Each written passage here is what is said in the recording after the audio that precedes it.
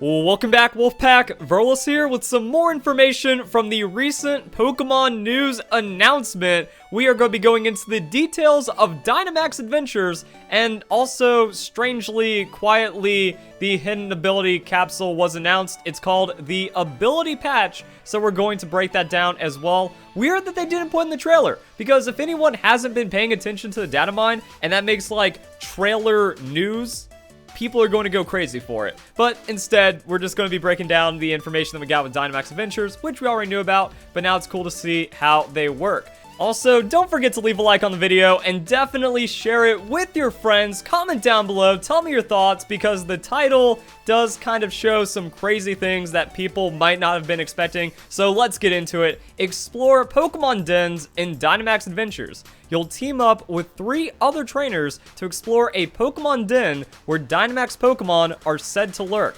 Instead of your regular Pokemon team, you and your fellow trainers will choose rental Pokemon to bring along into the depths of the den. And even though it was kind of shown in the trailer, you don't really have too much time to process it as it's going live. But I was also thinking like, oh, is it just going to be for my NPC allies? Because that's really cool. That's really good. I don't want to get screwed over if I'm going up against like a legendary Pokemon or something, and I have a Togepi, a Clefairy, and Martin Solrock. If I can actually pick those away, ban them from using that, I might actually stand a chance in Dynamax Adventures. But everyone getting rental Pokemon, I actually really like it a lot.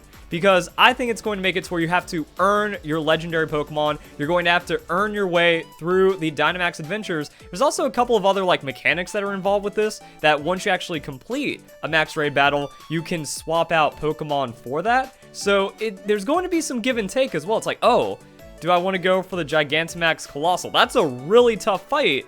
But if we win, then we get a really strong Pokemon to add onto our team. We can see it's like, yo, a Scavalier, that isn't going to be like a rental Pokemon you use. Then you earn the Scavalier. Now you have something that can beat up on some legendary Pokemon. Also, you can play around with the typings on your team. So depending on where your type composition is going, it can help you out for some of the other upcoming Dynamax Adventures. And then depending on like how you can figure out the legendary Pokemon. Yeah, this is some pretty cool stuff. But also, I like that it puts everyone on an even playing field, because like, say you do this over the YCOM and you get randoms in and they don't have like good trained Pokemon, the rental Pokemon might actually be better, or at least give them better guidance as to how to take this on. But some of these Pokemon don't look that great. We have String Shot, actually, Charge Bug Battery, so you are buffing your allies to do more damage. String Shot, Eerie Impulse, Spark, Dig. Like, Spark is mostly like, what, here for me? But String Shot for the support speed lowering, that's interesting. Dig, so you could potentially avoid damage, and then Eerie Impulse to put down some status, even though that can get, like, cleared out. Some of these, yeah, they're kind of weird. We're going to see how they all work out, but maybe there is going to be, like, a good pick order, and that's the thing. There's going to be extra optimization here, instead of just you and 3 other friends bringing the best team and then just, like, wiping the raids every single time, or having, like, train up other Pokemon and balance, like, a composition of, like, a lot of other things. Your Silvally, your other Pokemon to bring, you just use legendaries, you Dynamax Cannon, and then you beat everything super easily, or you use like the legendary wolves and stuff. That just doesn't feel as fun or interesting. But with this, there's going to be a lot more opportunity for interesting content, and that's what I also like about it. There's going to be more nuance to the guides. There's also going to be more balance to all of this, and like I said, if I get to choose my NPC Pokemon as well, then I'm also might have a chance, and then you can play around with how the AI works, and maybe there's actually going to be really optimal stuff you can do inside of it, and then you have to earn your legendary Pokemon. So I think that's going to be the big thing about it for me.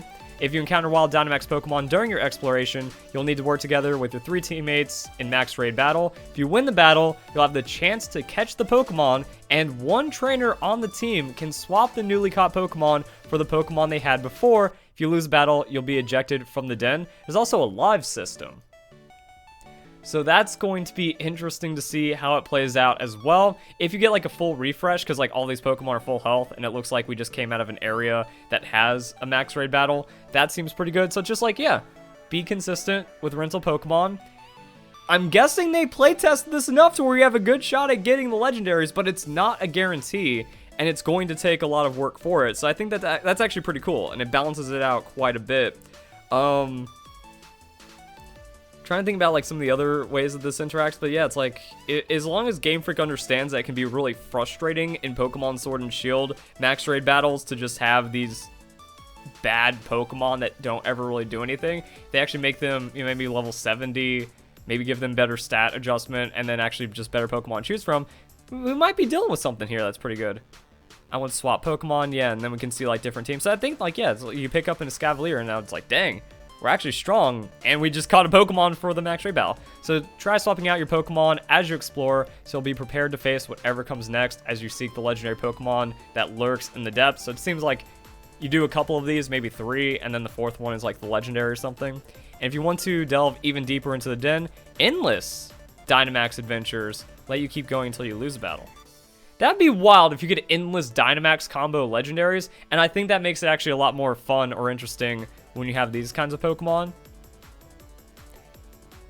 And then you can like keep swapping out and keep adjusting for it. So yeah, this actually feels like it's going to give it more gameplay longevity and a lot more interesting stuff than, like I said, just kind of creating the perfect composition and then 4 legendary Pokemon or 4 Sylvalias or something, and then GG, that's going to be it. Legendary Pokemon from past games are back. We knew about that for a while, and we extra knew about it because of data mine. With the Crown Tundra, you'll be able to encounter every legendary Pokemon that's appeared in the main series, but Pokemon Sword and Shield exclusives will be inside of it. I don't know how that works with allies and then joining other people's max raid battles and stuff, and then Dynamax Adventures. And then we have the Galarian Star Tournament. Knew about this.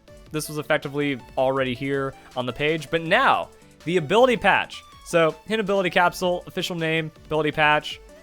I think it would have been much more hype for it to just be announced in the trailer and then everyone loses their mind. But it just says you get to change its species and ability if it has one. With the ability patch and helping of Max Soup, you can bring out the hidden ability in your first starter Pokemon at the beginning of Pokemon Sword and Shield. So Game Freak is really just kind of finalizing the fantasy of any Pokemon you've captured can be turned into a perfectly good competitive Pokemon in every way. This is going to be the main, like I've already done videos about this when it was data mined and it actually like functions and stuff inside of the Isle of Armor right now, which is kind of weird to think about. But when you watch it, it's like, okay, shiny hunters, they're going to be really happy about that. Hatch a shiny that isn't hidden ability, well now you're fine. Now you can max soup it if it needs Gigantamax, and competitive Pokemon have been pretty devalued. That's also another weird thing about this. Like, while I do also like the idea if we could actually use our Pokemon and then you catch like a legendary every 15, 20 minutes, I don't think there's any winning from this point. Because with Pokemon Home, that's going to be a lot of legendary transfer. With past Pokemon games, that's a lot of legendary transfer. With the obscene amount of hacking, that's only going to get worse as the Crown Tundra comes out, is everyone's just exclusively hacking all the legendary Pokemon. Pokemon Home hacks are coming in and then being like automatically transferred from Pokemon Bank by the thousands every hour. So, you know, it's like, yeah, I guess since the value of Pokemon has pretty much been devalued to nothing through hacking and cheating, and we don't have a battle simulator yet, might as well just make the gameplay more fun and challenging for that longevity, instead of just kind of like handing it out. And then again, giving everyone an opportunity. I can get a legendary Pokemon by just beating the game and not needing to have max EV, max IV, perfectly competitive trained Pokemon and a million battle points to have everything perfect. So that's alright. And then hidden ability. We saw with the data mine that you can't revert the hidden abilities. So we're just going to kind of see how that ends up playing out. Interesting note here. So with the ability patches being a thing, the only use for Pokemon Dream Radar are level 5 Genies, Palkia Dialga, and Giratina. Because now, like, yeah, every Pokemon kind of isn't super special. Also, I'm going to be breaking down this in a future video. Here's a list of Pokemon not yet known to return to Pokemon Sword and Shield according to Crown Tundra leaks. Going off the trailer, seems like everything's holding true. It's effectively data mine, visualized, official by the Pokemon Company, and a little bit of extra details that I like. You know, I don't like having to go overly working too hard inside the games to like min-max the most optimal team and then just like boring slap through the entire raids. So, you know, this is going to be interesting. We'll see how it plays out, but I do like it, and then that's kind of the rest of the details. So you guys enjoy the video. Hope you all have a nice day. Thank you very much for watching.